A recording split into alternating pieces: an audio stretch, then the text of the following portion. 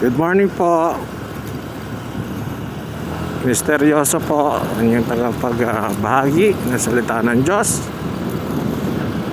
I would like to share another blessings for you. I'm on my way sa highway. Tonight, maybe I would like to share to you na don't give up.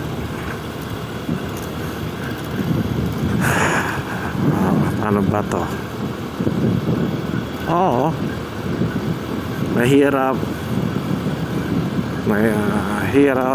maging popular sa social media. Mahirap na that you're sharing the word of God and they still ignore it. But I won't give up.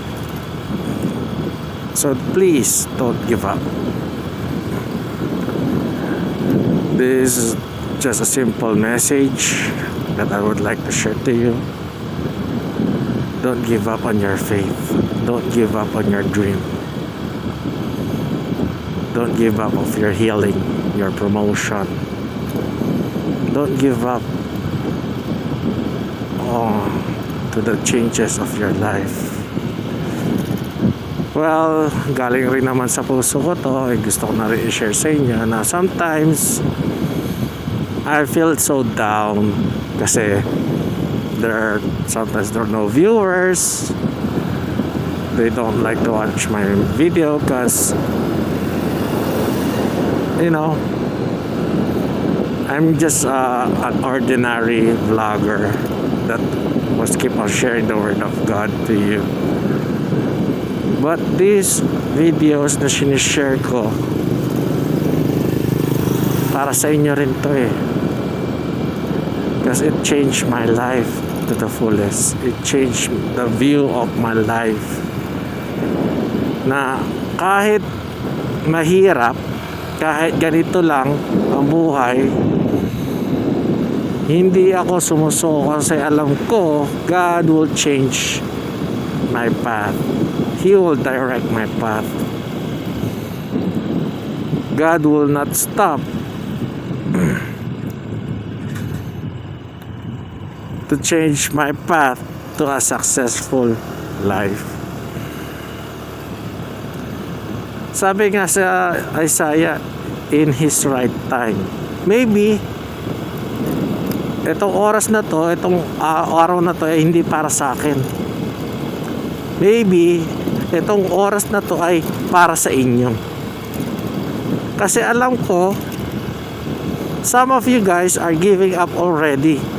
Some of your guys na lumalabas sa bibig nyo na eto ako, eto na to, hindi na magbabago to, hindi na ako gagaling, hindi na ako mapropromote. You know guys, I just want you to share na naggaling rin ako dyan I've been there before na this is the way of my life. Umiikot lang, trabaho, bahay, pahinga. Trabaho, bahay, pahinga. Para saan? Para sa pamilya. Ito ang buhay na binigay sa akin. No! Kasi kung ano ang nasa isip mo, guys, remember, okay, let me just explain it to you why I don't want you to give up on your dream, why I don't want you to give up in your healing. Okay? Because God, He will work for you to give you a better life. He will work to you. He won't give up for you.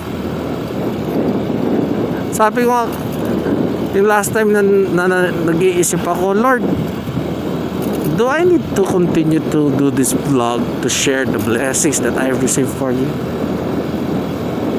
And something pop up in my mind. Kasi yung other people hindi nakaka-receive ng blessings. They don't see how powerful He is. They don't even appreciate what God gives them every day. Sabi ko, Lord, what will be the message that I could give them? Don't give up. And then naisip ko yung buhay ni Joseph. The life of Joseph came to a very, very cruel part. Tinapon siya ng mga kapatid niya sa well, sa balon. Binenta siya at nakulong siya for how many years. But Joseph dreamed na siya ay magiging isang makapangyarihan tao ay hindi nawala. Na kahit nasa loob siya ng kulungan, gumagawa pa rin siya ng mabuti sa ibang tao. Na kahit na pinagsinungaling, hindi siya nag-give up. Bakit? Because he know God is directing his path. He knows God was not giving up on him. He knows God will give him success in his life.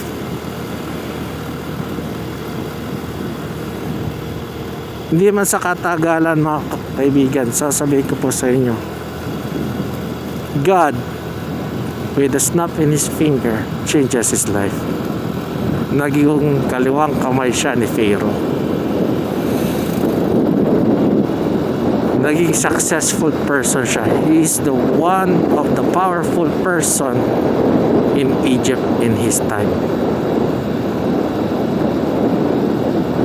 Dahil doon sa panaginip, dahil doon sa pangarap, dahil doon sa healing na meron siya, God changed everything.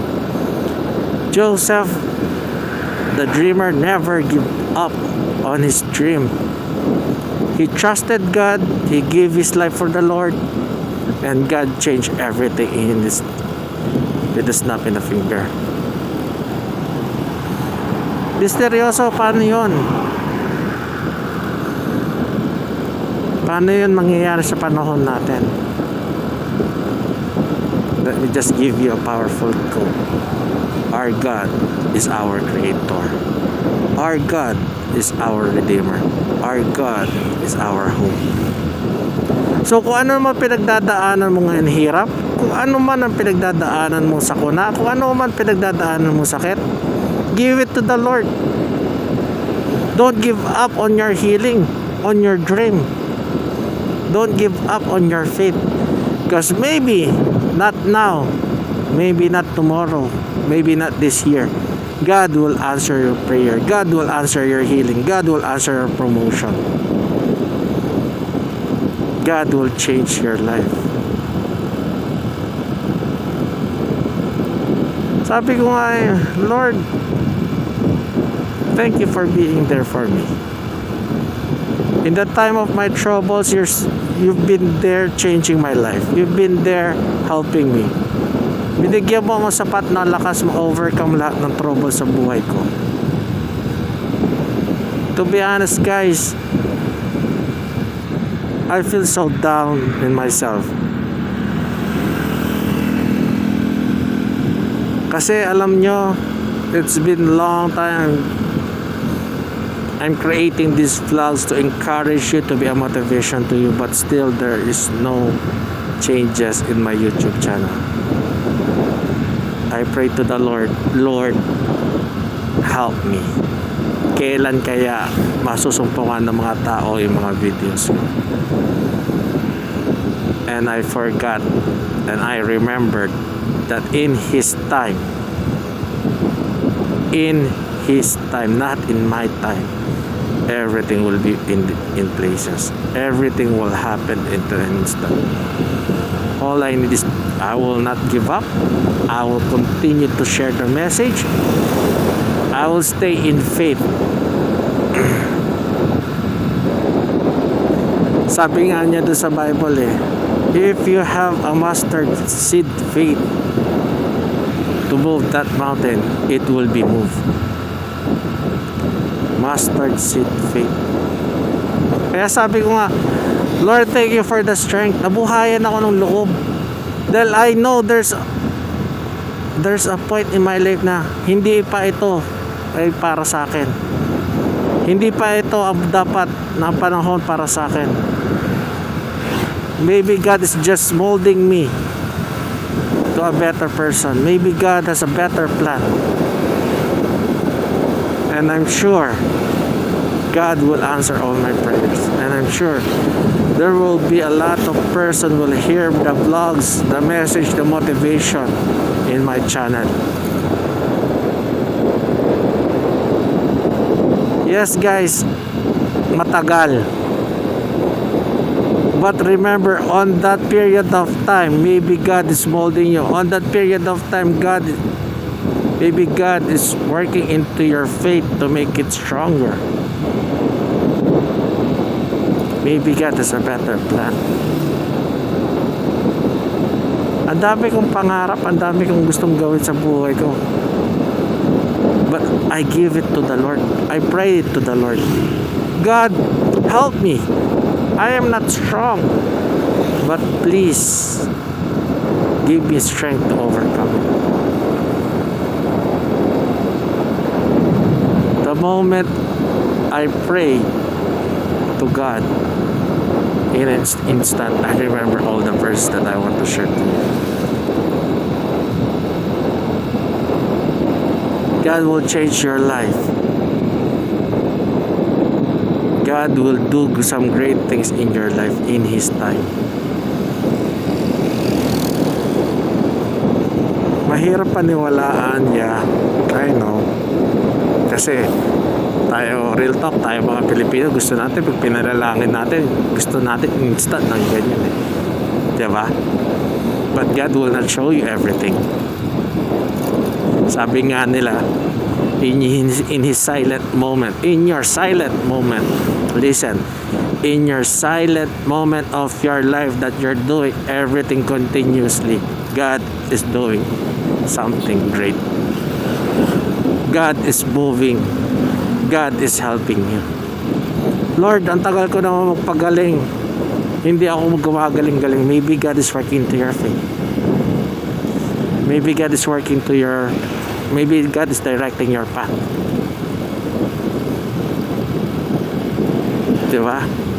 Lord, gusto ko mag-abroad. Di ako makapag-abroad. Ba't nandito pa rin ako sa Pilipinas? Maybe God is giving you a better country. Or a better job. Or a better promotion. Remember, Joseph has been a slave. At nakulong pa siya for how many years? While he is in jail, God instantly changed his life to a supreme leader that no one can control, that no one can break the rules of Joseph. Alam niyo nangyari doon sa buhay ni Joseph? Yun na panaginipan niya, lahat ng kakapatid niya lumulod sa kanya. It happened. 7 years of famine, 7 years of, best harvest, and 7 years of famine. Ang kagandahan pa nun, when God changed your life, okay, listen to this guys. If you let God's timing to work into your life, listen to this. It will change your life and your family and to your son and to your grandson. Ganon kakapangyarihan ng Panginoon. Ganon binago ng Panginoon buhay ni Joseph. Even sa mga apo ng apo niya, binago ng Panginoon. So why should you give up? So why you should forget, let go of your faith. Let go of your healing. Let go of your promotion. If you give it to the Lord, if you prayed it already to the Lord, have faith that it will happen.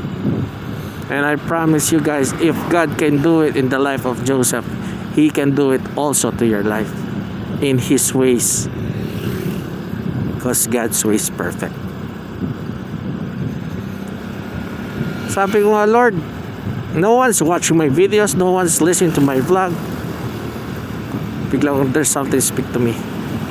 So, do you think my God, I am so? Do you think God is not powerful?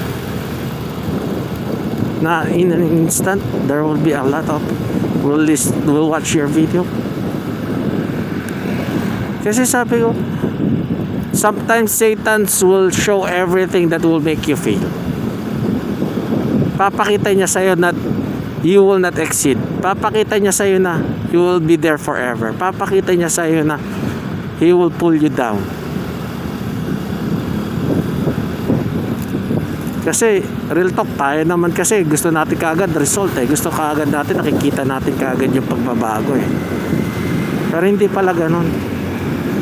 Sometimes God will change everything, or God will remove everything into your life para mapakamit mo yung full potential mo. Let me just give you an example in my life. Hindi ako nakapagtapos ng kolehiyo o ng high school.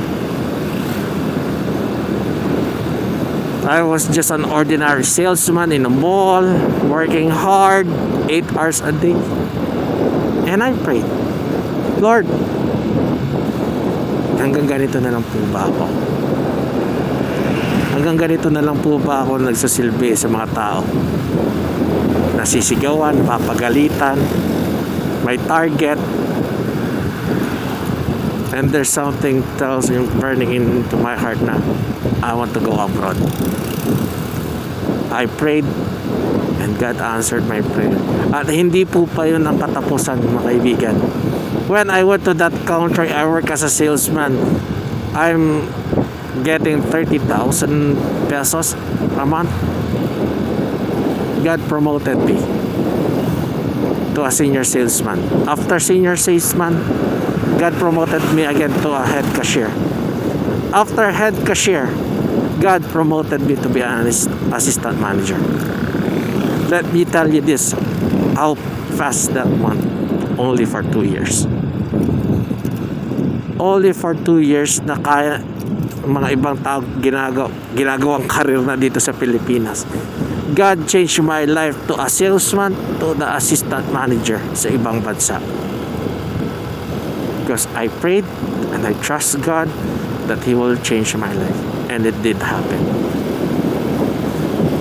Before makuha ko yung 1 year ko sa ibang bansa, God changed everything. Why? First day in the morning, I pray to the Lord. First day in the morning, pagkagising ko, I thank Him. I keep God first place in my life and I read His Bible. At unti-unti, in a short period of time, God changes my life. Assistant manager, isang Filipino sa isang magandang mall, prestigious mall, na makakasabayan ko ibang lahi. Makakasabayan ko mga engineer, nurses na Pilipino.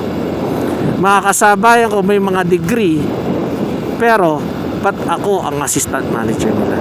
Bakit ako ang naging trainer nila? That's what I'm telling you. If God can change Joseph's life, He can change yours. Sabi ko nga, God is truly powerful. Wala akong degree, but God can change everything. Kaya gusto kong ini-encourage kayo, gusto ko minamotivate kayo, kasi nangyari na sa buhay ko kung paano kapangyarihan ng Panginoon eh.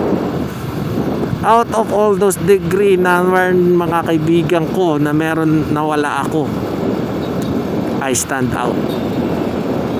Na before I start my work, I will go to the fitting room and kneel and thank God.